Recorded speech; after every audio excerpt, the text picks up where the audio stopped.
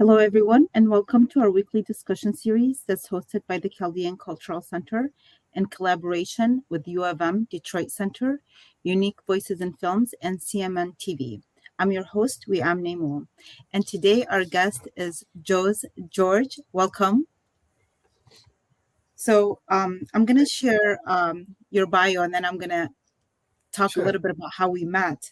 Thank you. So Jose is from Troy, Michigan, raised in Cochin, Kerala, India, and belongs to Syro Malabar Eastern Catholic Church, one of the 24 Suwa churches of Holy Catholic Church.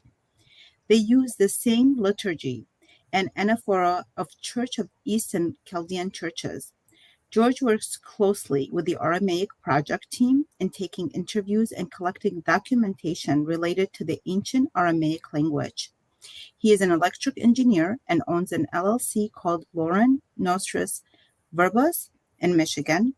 His interests include church history, architecture, the Aramaic language, and Jewish Nazarene similarities. So, Jose, Thank you. we have not met in person. However, we've talked quite a bit. I met you because of I learned about the Chaldean community in India from various people, but we have our vice chairperson, Asma Jamil, who I was doing an article for the Chaldean News, and she said, you need to speak to Jose. He goes to our church, and he's Indian, and there's a connection with Chaldeans. And I said, I need to understand this better. So you've been very informative, very resourceful with regards to that subject matter. I've written so far 3 articles about this topic, most recently about the Aramaic project, which people can read within actually a couple of days, probably on the Chaldean News, which I will share. So I'm very happy that you're here because you keep giving us so much rich information. But before we go into the Aramaic project and such, why don't you tell us a little bit about your background as a Chaldean Indian and what brought you to Michigan? Thank you, Via. First of all, let me thank you and Asma for the Chaldean Cultural Center. You do a great help to the Chaldean community, and I'm happy that I met you and Asma. All right, so uh, I'm actually a Syro Malabar Catholic, and as you read, one of the 23 Eastern churches, part of the Catholic Church. And when you say the Chaldean Indian, even if it says Chaldean Indian, ethnically we are not Chaldeans, but we are actually Indians, and we have our ancestors have roots to the um, Jewish ancestry too. And the reason we are called Chaldean Indians or Chaldeans of Malabar, that's how the Dutch, the Portuguese, and the English used to call us when they had colonies in India. The reason they called us Chaldeans of Malabar, Malabar means Kerala. Malabar is because the liturgy that we use, as well as the language that we use in the liturgy, is East Syriac Aramaic, which is exact same as the liturgy used by the Chaldeans in Iraq and Assyrians in Iraq. Exact same. So that's the reason our community was called as Chaldeans of Malabar. And about my background, um, for say still at the year of 25, I was in India. So my college and graduation, everything I did in India. And after getting married, I moved to the United States with my wife, and that's how I got settled in Michigan. This is the first state I settled, and I'm extremely happy to be in the United States. And I worked as a electrical engineer, one of the OEMs. Now I own a company with me. Now I own a company just called Lauren Nostris Verbos LLC, which does the engineering services. And This is pretty much my background, and I got 2 beautiful kids, Mariana and Emmanuel. So I remember one of the times that I had interviewed you, you explained that there was a reason that you picked Michigan to come and settle, and you did a little bit research about that there was a community. Did that kind of affect your decision and felt that you could, feel more at home because of the churches that were available here? So when I moved to Michigan, I didn't have, because that means when I was in India before moving to the United States, I didn't have any knowledge about the Chaldean community of Iraq or the Assyrian community. I didn't have any idea about it. I didn't even know what it was. Uh, Michigan is actually, I didn't specifically choose Michigan because of any community or anything, because I didn't know anything about Chaldeans or Assyrians that time. Because my wife was working here, and it was my background in automotive manufacturing, so that's how I actually prefer to move to Michigan, so which is a good state. And that's one core reason I moved to Michigan. Then I came to Michigan. We have our own Syro-Malabar community. Like any other state, we have a small community, but our community is not as big as in New York or Texas or Florida, which is the biggest community we have. But the Chaldean community I was blessed to meet, because now I see it as a blessing, because I was able to meet our liturgical brothers and sisters, which are the language that we speak, Aramaic, the Assyrians and Chaldeans. This really I really like, and I go to the Chaldean churches, and I made a good amount of friends, and then some of the clergy from the Assyrian church and the Chaldean church, they are my friends. And I was very grateful that I was able to meet your Bishop Francis Calabar for the Chaldean East Diocese, and the Patriarch of Assyrian Church of the East, Mar Ava Royal, the Patriarch. So I was able to meet. I'm happy to meet the community, such a beautiful, loving community. So one thing I have to tell you is that my ancestors in India, our relation with the Chaldean and Assyrians, it didn't start like 10 years ago or anything. It is since, I can say, before Christ. So, because the Chaldeans and Assyrians used to trade with India, and my state or my city, which is Cochin, was the biggest port that used to have all the traders from the Middle East coming to the Arabian Ocean, because our port is located in the Arabian Ocean. So all the traders from Egypt, or from Iraq or from Persia, all these traders came to our state for spices. So we had a very good tight, what do you say, relation. That's how this language came into our community, actually, because the traders only speak in Aramaic. Aramaic was the trade language that time, because the Aramaic was very popular that time. I'm talking around before Christ, and around first second century. So it was really popular that time, and that's how this language took the root in Malabar. Because this language didn't originate in Malabar. This language comes from, it's a Semitic language, a Semitic family, like Hebrew. It came actually from Iraq, Persia, Iraq. Persia is Pahlavi, and Iraq is Assyrian, which is the Chaldean, which we say, or Surat, which you say. But in Persia, and they call it as Pahlavi. They're all same families. But that's how this language came to our state. Now we don't see it as a foreign language. It's part of our language. It's part of a family. It's part a little bit. It's in our blood. That's what I'm saying.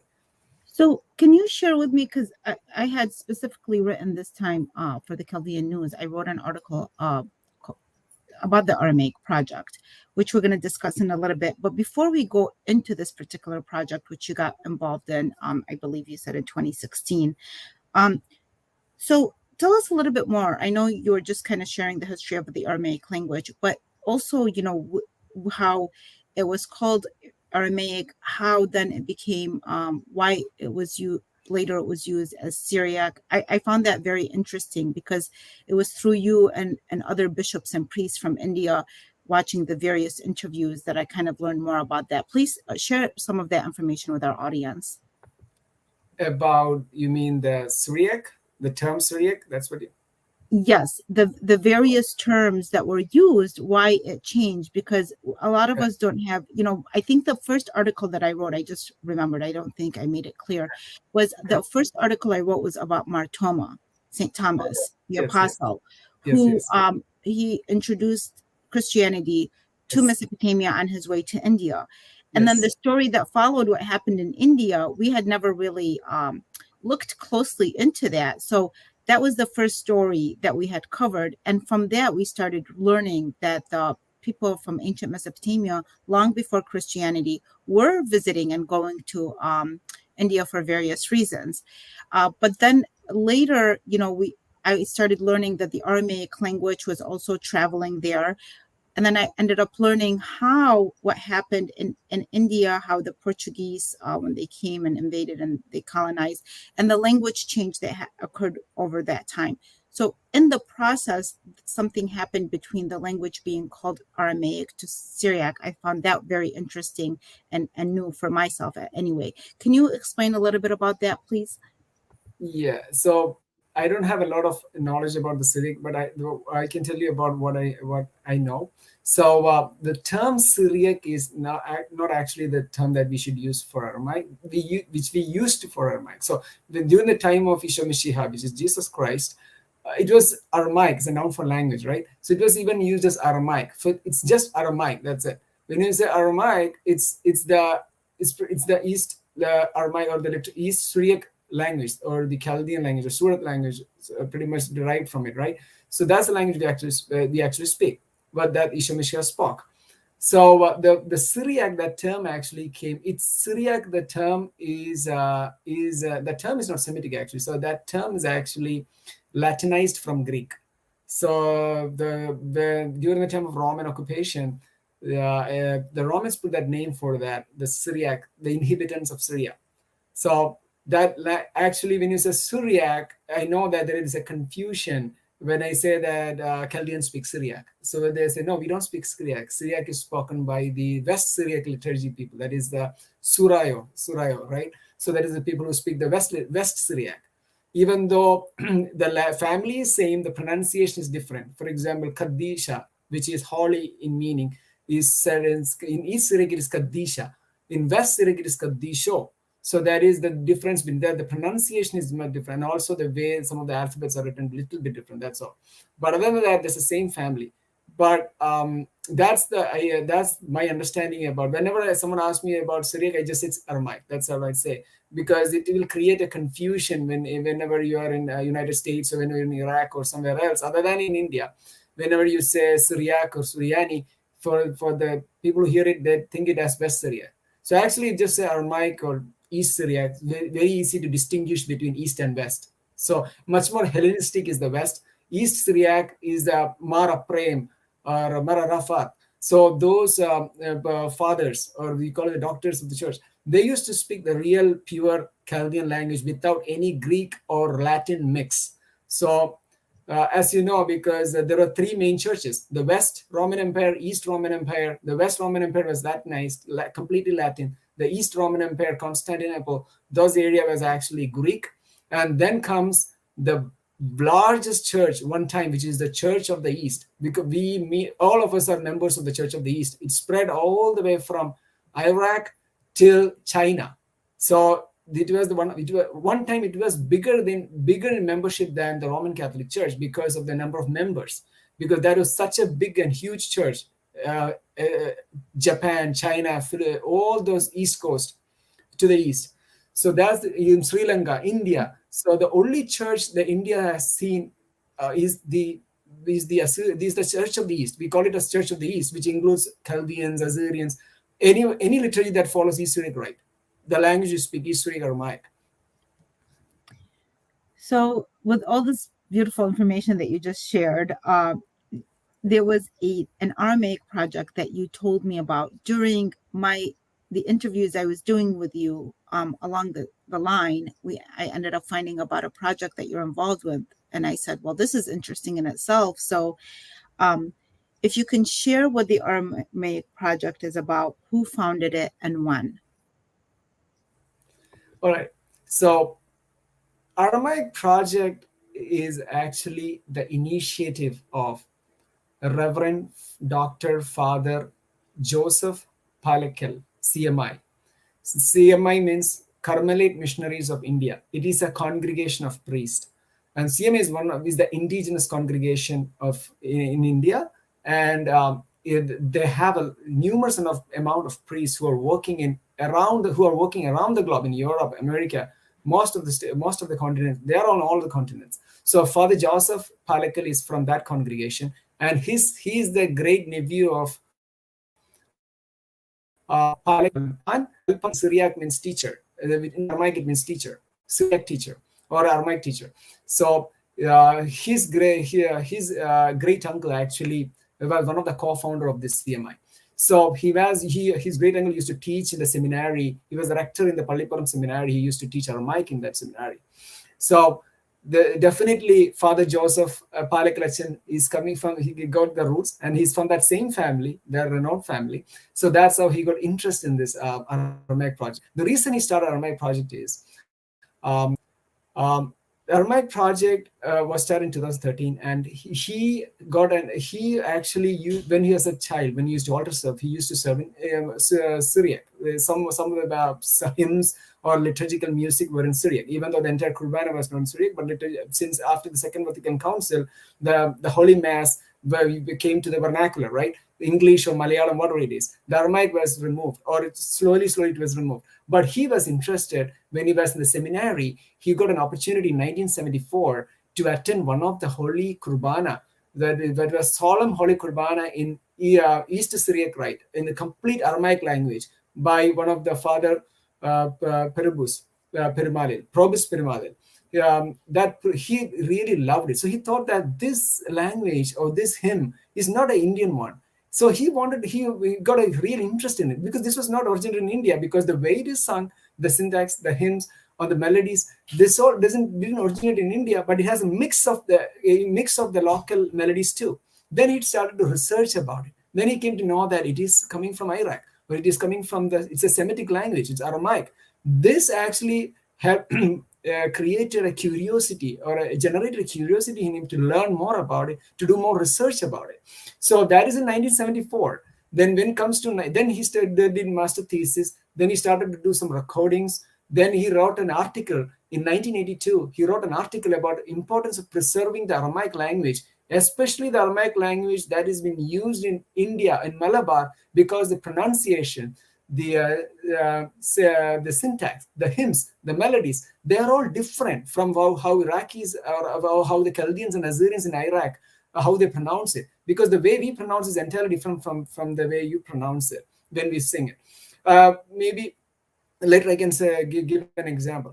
And so this actually, for this reason, he wrote an article about preserving this language. Then that's where it's in 1982. Then going to 2000s, early 2000s, he started to do the recordings. 90s and 2000, he started to do the audio recordings first. Then went with the video recordings. So for the last 35 years, he has a numerous amount of video and audio recordings.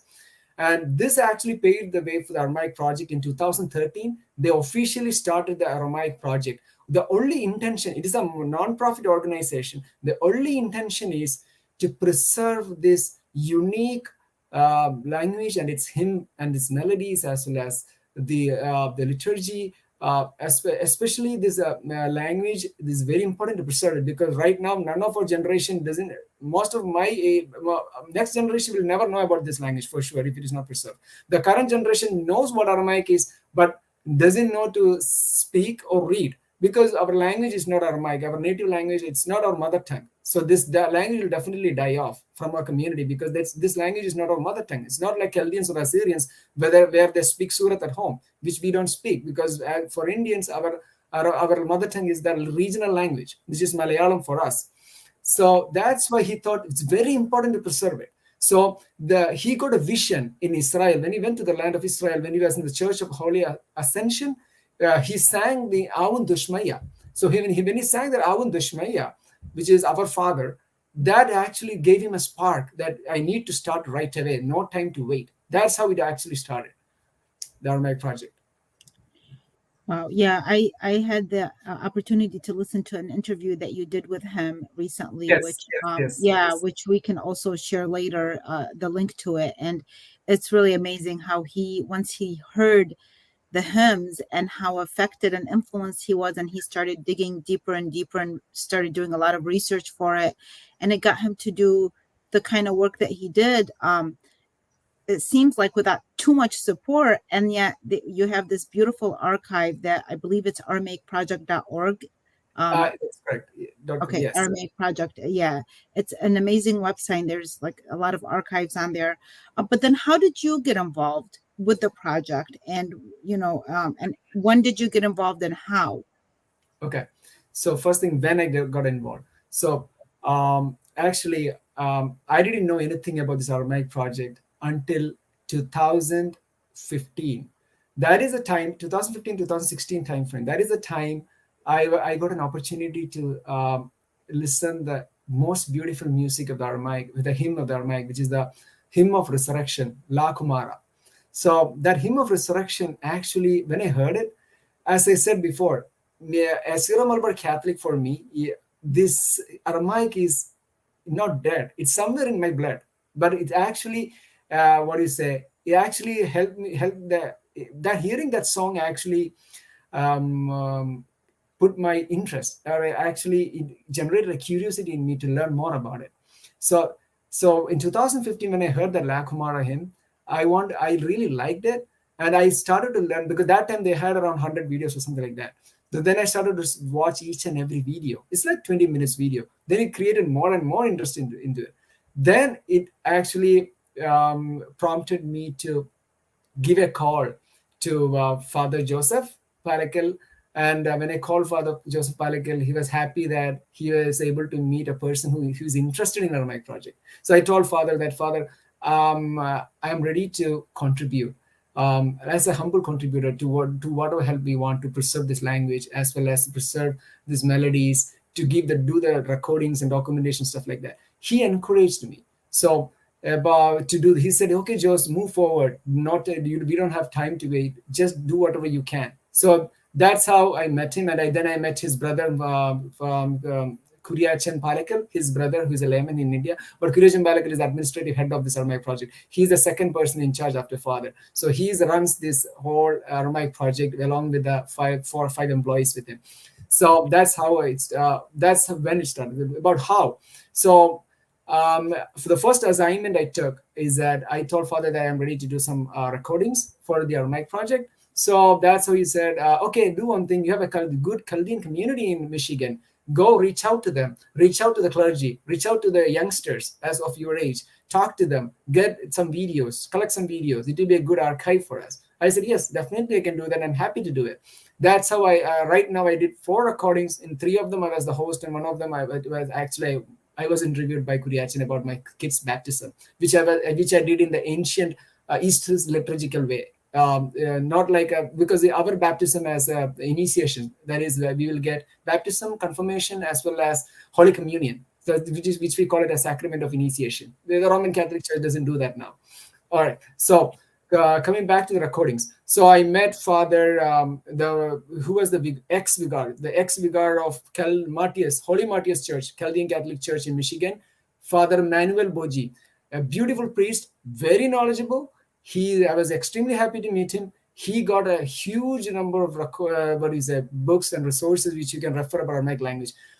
I was happy to hear that he was one of the students of Malabar Syriac teachers. That means one of the 3 teachers from Malabar, Father Emmanuel Telly, Father Fabian, and Father Marcel. These 3 CMI priests went all the way from India to Iraq to teach the Iraq seminarians the philosophy, English, basic social science, and stuff like that. And he was happy to say that Joe's from your country, Joseph from your country, those priests actually taught me. So that's what I'm saying. Our relation with the Chaldean community didn't start like 10 years ago. It's like more than 1,000 years ago, 2,000 years ago. So that's why I was really happy that we always have a relation, even though we may not be related by blood, but we have a relation above that, Yes, intimacy, right? yes, So that's uh, so true. And yes. I wanted to just mention we did a book club about Memoirs of a Babylonian Princess, which was written by Maria Theresa Esmar in the 1800s. It was published in 1844. She was from Tilkepe, but in the very first pages of her memoir, it's a 2-part memoir, almost 750 pages. She says that tradition has it that my family is from the Brahmins of the East. So me and some of my friends who are part of this book club are kind of trying to do the history on that how was it her family is from the Brahmins of the East. Then they ended up coming to Baghdad, and she mentions it only once. So, so there, that connection, we were all just starry-eyed. Then how is that connection? We wish that she would have expressed it more, but just proof that we have gone hundreds, thousands of years back. Yes, Um, correct. yes, and I want to ask you, what impact has this project had on your life, and why is it important in Okay. general?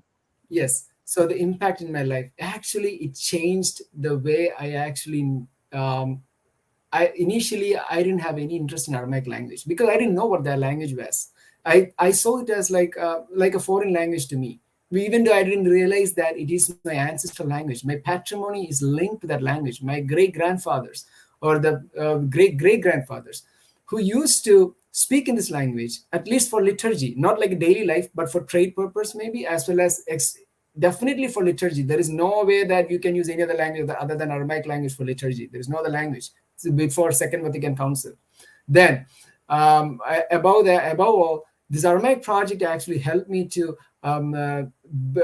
realize that okay, there is you are a Syro Catholic. You need to know the roots. So this is the root. Your ancestors used to speak in this language. So it's more easier for me to communicate or find other people of interest using this Aramaic project. Get more people interested, especially my interested brothers and sisters.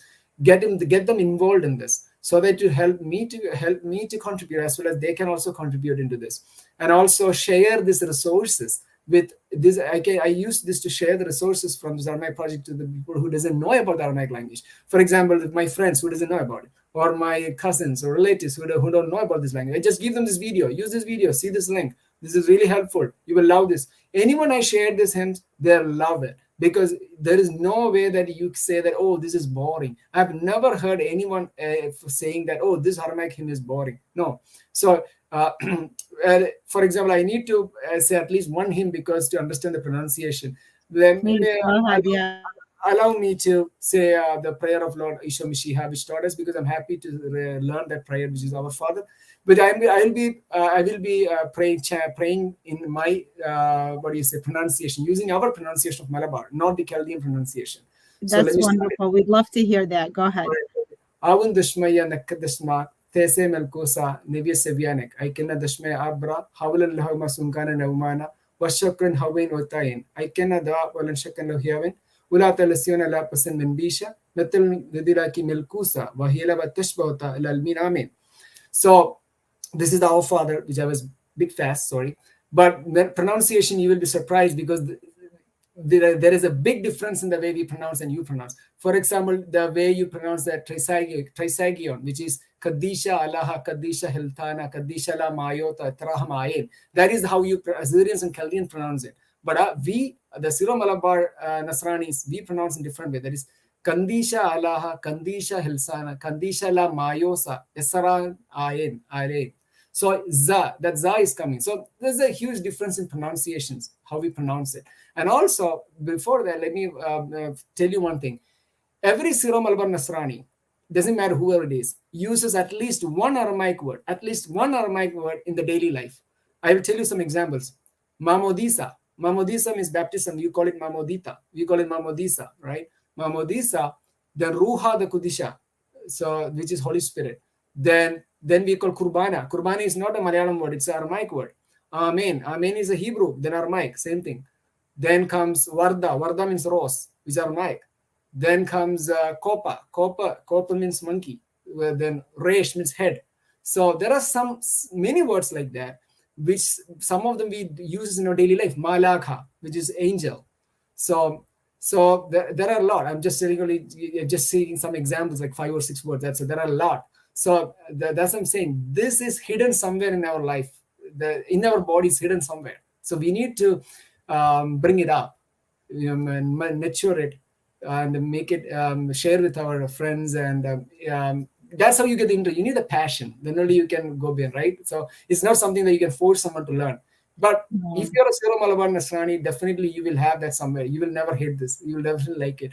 So let me. Yeah, it's definitely not something that is forced, but we are kind of, by sharing our passion and understanding, like I too got involved in it later, and because of my ancestors after my mom passed away, especially, like I know it, but then I started studying it more and going into it more because it creates some kind of a connection, an ancestral connection that's deeper than people can really realize unless they kind of have they start looking into it. So I think by even sharing these stories, we're keeping it alive in spirit, So I really appreciate all the work that you guys have done on this project, and you even as an individual sharing these stories, being a part of our community in that way, because I'm sure at some point I'll be knocking on your door again for other projects that we can collaborate on, because we have, like you said, we do have a similar interest, and there is so much history between us, and that's a very important thing. And I keep finding more and more information that I think people will find useful as well. Thank you so much, Jose. The, Thank you. thank you so much, Liam. But before we wind up, I would like to remember our patron, my patron actually, Mar Joseph Kariati, because in any interview related to our church, I definitely mention about our patron, who is Mar Joseph Kariati, who is the first indigenous Archbishop of India. He is from Cochin, India, and he is the first person to get triple doctorate. And that is, remember, it's in the 18th century. He got triple doctorate in philosophy, canon law, and theology. And he is actually our first indigenous archbishop. He was a Malpan. He used to teach Syriac, and his tomb is near to my home in Cochin.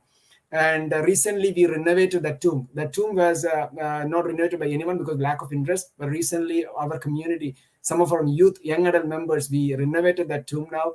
Anyone can, when you come to India, we can definitely take you that tomb. But the reason I told about Joseph Kariatli is because he contributed, he actually sacrificed his life for us.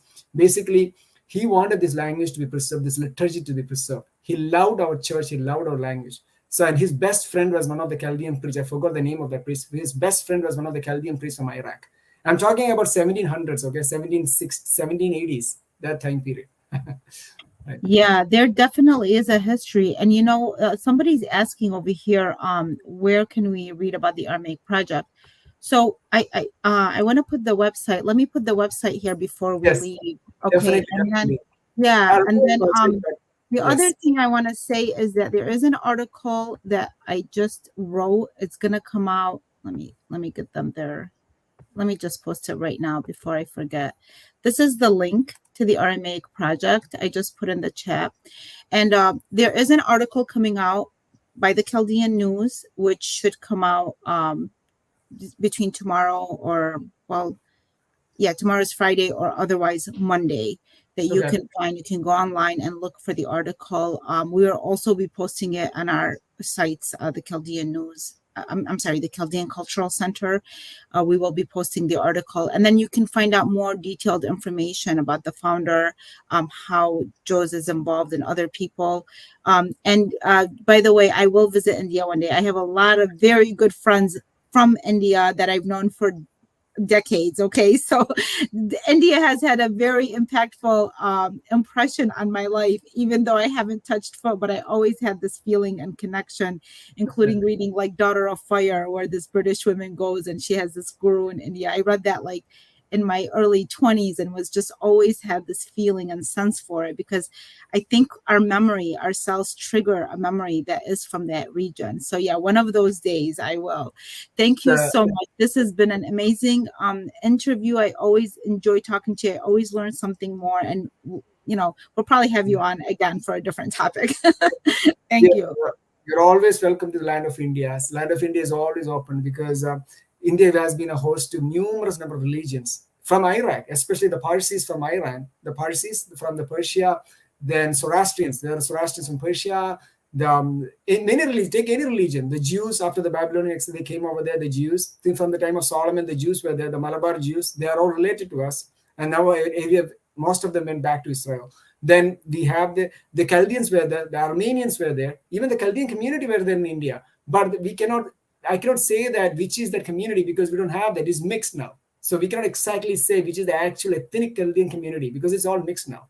But there was Chaldean community in India, like real Chaldeans who came from Iraq, who settled there, then Persians who settled there, then Arabs then many religions, take Islam or Jews or Christians, any religion take, they all actually came to India. India welcomed all the religions with open hands. That's And how you they know, I have a friend, one of my closest friends actually. So she's European and she's married to an Indian man in an interfaith marriage. And you know, I've learned so much just from having these relationships, not even having touched that ground. But what you're saying is really, I've witnessed it with the friendships that I have formed, including my friend who, like I said, you know, she's Christian and her husband is Muslim. And it was just, I love them as a couple, but her, just her love for India and how she was welcomed there and how they live in peace. And, you know, in every country, I know they have their issues, but there is an ancient wisdom in India that nobody can deny. Let's just say that. There's an ancient wisdom there that will always, I think, embrace people, teach people. And this, including here, I mean, just when I discovered about you guys doing 3 articles within less than a year, just because of all the information. And it was just, this is just the littlest that can be done because there's so much. It's an ocean of yes, material out there. it is. Yeah. It is. I forgot to tell you how many we have. So right now we have total 1,300 videos. In that, the published ones are around 700, and remaining ones are not published. So around 500 something are remaining. 500, 600 are yet to be published. A lot. So 1,300 videos are there in the right now. Some of them needs to be published. Then we have around 50,000 in archives. But as of now, the documents that has been published is around 2,000, I believe. Yeah, it's around 2,000 in the digital library. It is called margam.com. So margam.com is also owned by the Aramaic project. So when you go to Uh, how do margam.com, you spell that? MAR. I will put it Yeah, you can put GAM. it. Yeah, margam.com. I can double check the spelling, but this is the spelling for margam.com. But officially, this website needs to roll out. So they are doing some maintenance or something in that. But it may work now. But Aramaic project owns that margam.com. It has around 2,000 as of now. And we have total 50,000 to 100,000, which needs to be scanned. They're scanned, which needs to be put it into the archives. So we are keeping on getting new and new resources. So what I'm saying is that Chaldean Culture Center and Aramaic project, we can work together, which is helpful for both of us, especially when it comes to UNESCO. We want to preserve this language. The Aramaic language needs to be preserved, no doubt about it, because otherwise this language will die off. This needs to be preserved, especially in our way, the pronunciation of Malabar. This will die off real fast because none of us speak that language. So that's how it needs to be preserved. So that's why we are doing this archiving and all those stuff, because my kids or my grandkids, they'll tomorrow they can go to the digital archives and refer anything they want. Even any priest or seminarians from the Chaldean church or from the Syrian do their thesis or master thesis or do the doctoral research. There are numerous amount, especially in chants and hymns and Aramaic ones. They just read it. A lot of stuff, very helpful, and I recommend all of you to access it and make use of it. Thank you. Thank you. Thank you so much. Yes, it's definitely worth checking out. It takes, you know, there's so much information on there. Like I said, the article is going to be out for more details, and also it's going to have a link in the article. And you know Right. what, again, you know, we will be coming back because we are talking about possible projects in the future. So we'll be happy to share this with our audience once it proceeds. Thank you so much, Jules. Thank you. Thank you. Thank you Have a so much. wonderful day, everybody.